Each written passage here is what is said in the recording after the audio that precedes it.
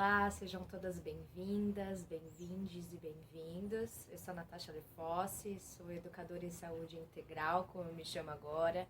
Eu falo muito de natureza, de dentro para fora, de fora para dentro. Muitas pessoas podem me conhecer aqui em Santos como educadora ambiental e como alguém que faz umas alquimias com as plantas. Sou tudo isso também.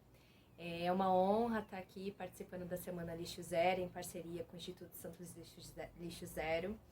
É muito legal estar participando desse evento, desse momento do Instituto, de todas as ações que têm acontecido aqui na Baixada, em Santos especificamente. A gente vem de alguns anos nessa militância e eu venho trazer para vocês uma conversa sobre farmácias vivas. Muitas pessoas ainda não conhecem esse termo, farmácia viva, sobre o que é isso, né, que você está falando, ou então até mesmo sobre agroecologia, ainda que essas discussões sobre agroecologia têm sido cada vez mais ampliadas e mais presentes aqui na Baixada.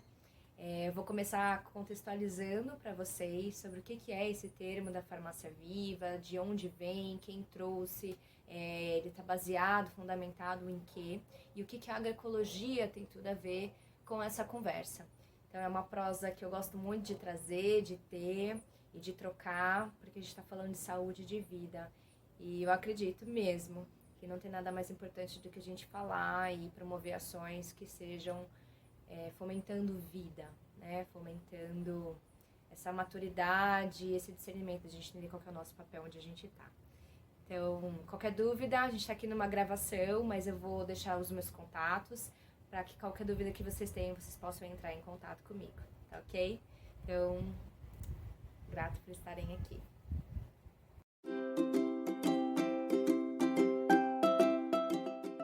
A natureza é uma grande farmácia viva, a gente tem no nosso território aqui uma grande biodiversidade de fauna, flora, cultural. E com isso a gente também traz junto muitas práticas de cuidado, muitos saberes tradicionais desses povos, né, originários daqui dessa terra e dos povos originários de outros territórios que chegaram aqui, que compõem toda essa biodiversidade cultural que a gente tem. Então, é impossível e inadmissível que a gente negue toda essa diversidade e potencial que temos para chegar nessa autonomia de cuidado. Então, toda essa conversa ela vem sendo construída e a gente tem um marco muito grande, que é a base de grandes avanços de discussões relacionadas à saúde e práticas de cuidado, onde em 1978 a gente tem a Conferência Internacional de Alma-Ata, no Cazaquistão, onde o resultado dessa conferência foi um compilado que a gente conhece como a Declaração de Alma-Ata, e ali já foi identificado várias questões da desigualdade social e falta de acesso da maior parte da população mundial ao sistema de saúde, acesso a medicamentos, a tratamentos médicos para resolver suas questões, né? Sejam elas mais complexas ou até simples, que podem acabar se complexificando dependendo do contexto de vida dessas pessoas. Então, muito inspirado, né, nessa declaração de Alma-Ata, a gente tem uma figura muito importante aqui no Brasil, que é o professor Francisco de Abreu Matos. Ele é um professor que fez um trabalho incrível aqui na Universidade Federal do Ceará e ele criou o projeto Farmácias Vivas. Então, esse termo Farmácias Vivas ele foi cunhado pelo professor Francisco Abreu Matos e hoje é a grande inspiração que a gente tem para esse desenvolvimento e inclusão das farmácias vivas dentro do SUS, do Sistema Único de Saúde. Então, em 1983 é quando ele cria, e ele cria esse projeto justamente baseado no saber tradicional e popular. Ele entende já lá em 1983, que esses saberes, eles são a base do desenvolvimento científico que a gente tem hoje. Então, é um absurdo que a gente negue, né, ou não reconheça, não valorize essas vozes desses cientistas, como a Sylvanette Lerner fala, né, de Exu. Ela fala que os nossos anciões são os cientistas populares do nosso passado. E faz muito sentido, porque se hoje a gente tem essa ciência que se constrói, que está em alta tecnologia, é porque a gente tem uma base de fundamentação e a gente precisa resgatar ela. Então, as farmácias vivas, elas vêm com esse grande potencial de espaço de trocas de saberes e fortalecimento das comunidades. Então, inspirado ainda nesse projeto das farmácias vivas, em 2006 a gente tem a criação de 2 políticas nacionais que vêm revolucionar o nosso sistema de saúde, que é a Política Nacional de Plantas Medicinais e Fitoterápicos e a Política Nacional de Práticas Integrativas e Complementares. Hoje a gente tem falado muito mais, mas veja, foi em 2006 e estamos em 2022, no período pós-pandêmico. Então hoje a gente de fato está sentindo quão importante é a gente resgatar, valorizar e consolidar espaços de trocas onde a gente valoriza e dê voz para esses saberes originários e tradicionais. Porque a verdade é, a maior parte da população não tem acesso e a gente tem um saber que ele é eficiente e que existe uma ciência por trás dele, né?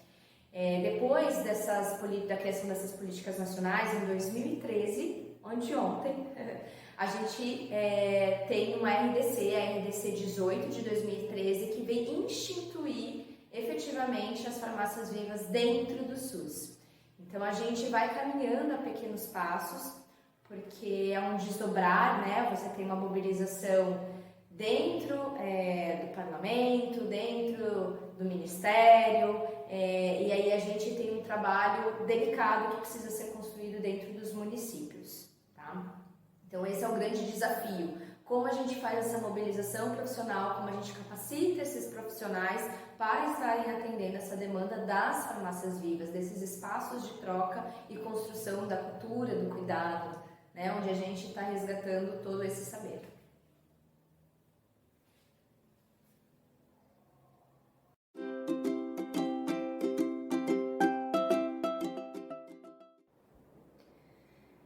Toda planta, ela é uma medicina. A natureza em si, ela é medicina.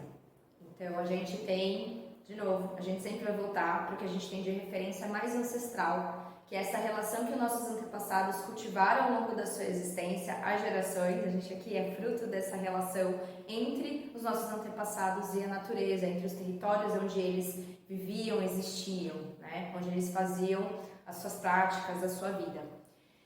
Então, entendendo que tudo é medicina, a gente começa a refletir sobre um ponto que para mim é muito importante, onde a gente pare de segmentar as coisas em caixas de uma forma sistemática, cartesiana, onde a gente separe, né, o que é medicina e o que não é. Água é medicina, ar é medicina, terra é medicina, e a gente tem como consequência a vida como própria medicina. A relação que você estabelece com a vida é uma medicina ou uma doença, né? A gente está num contexto social, político, econômico, ambiental colapsando, e eu vejo mais do que nunca que essa reconexão com a natureza é o caminho para a gente voltar a lembrar e reconhecer qual que é a nossa essência a partir dessa relação com o reino vegetal. A gente foi se perdendo e esquecendo como cuidar da terra, como se relacionar com o nosso alimento, com a nossa medicina, fazer leitura, né, dos ciclos da natureza, e a gente acabou ficando refém de farmácias ou de alimentos embalados, semi-prontos, descascados. Então a gente chegou num absurdo e num colapso, né? Tanto que essa pandemia é reflexo dessa desconexão do ser humano com o seu próprio território, o planeta Terra, né? A nossa grande casa.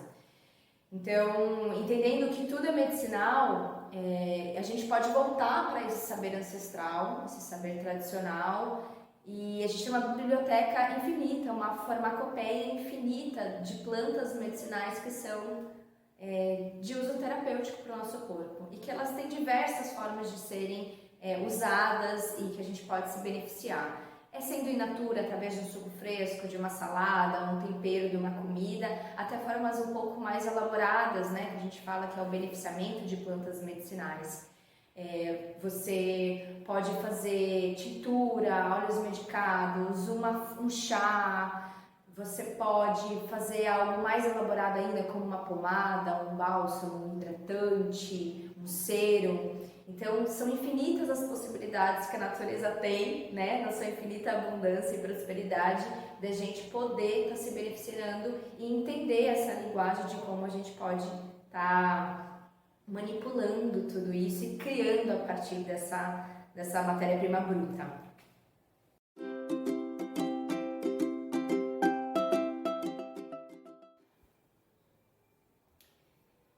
E ainda que a gente tenha um cenário onde a gente tem muito trabalho de construção para fazer, é interessante a gente parar para refletir no que a gente tem hoje, porque são práticas extremamente ancestrais e simples, né? Onde, para o nosso contexto, o modo de vida atual, isso se tornou complexo para poder inserir no modo que a gente está vivendo.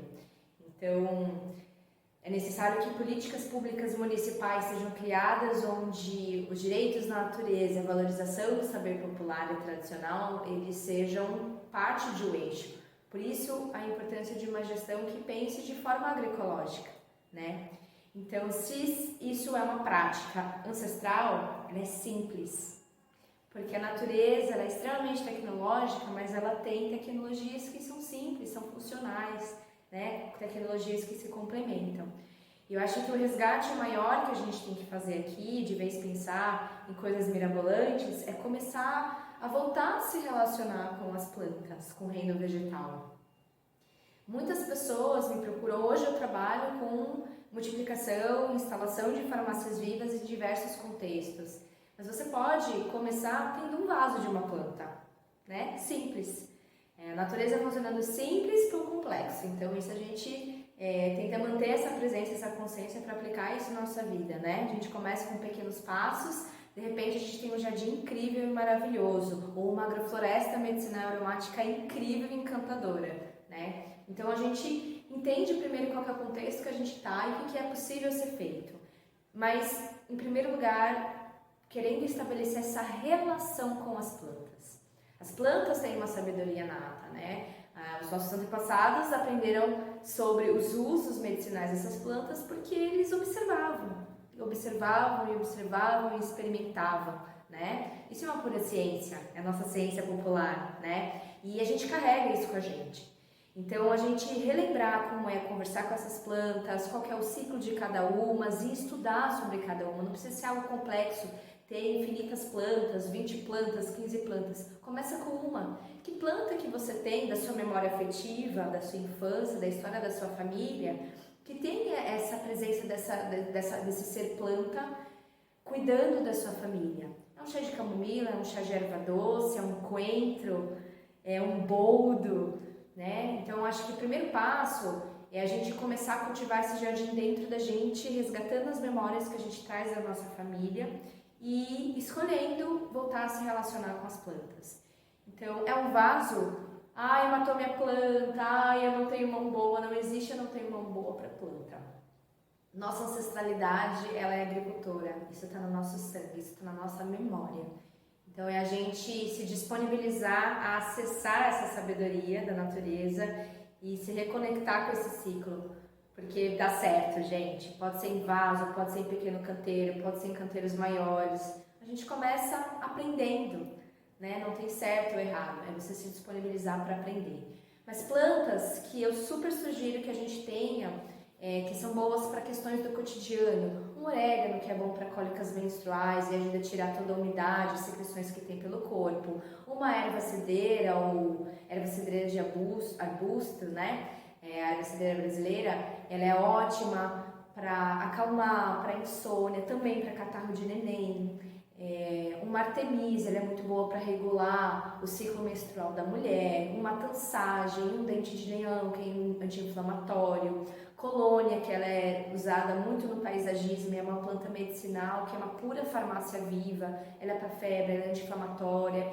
E lembrando também das questões fitoenergéticas dessa planta, né? Elas não atuam somente no campo físico do nosso corpo, elas atuam no campo emocional, psicológico, energético do nosso ser. Nós somos um ser integral, então esses seres também vão estar auxiliando a nossa saúde de forma integral, né? Eu costumo falar sempre que isso não é uma sabedoria minha, isso é uma sabedoria ancestral e tradicional de diversos povos do mundo que falam que nós somos energia. E antes de nós termos um corpo físico, nós temos um corpo energético, né? E tudo é energia, então tudo é através de relações. Então essa relação da planta com a gente, ela se dá também no campo vibracional e energético.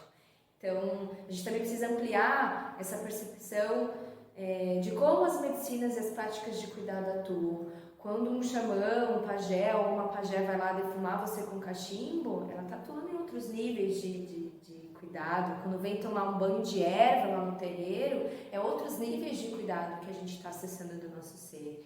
Então, tudo isso é importante que a gente olhe, que a gente resgate, que a gente encontre dentro da gente e que a gente seja essa resistência reavivando essas práticas de cuidado para o nosso cotidiano. É só uma questão de ajustar.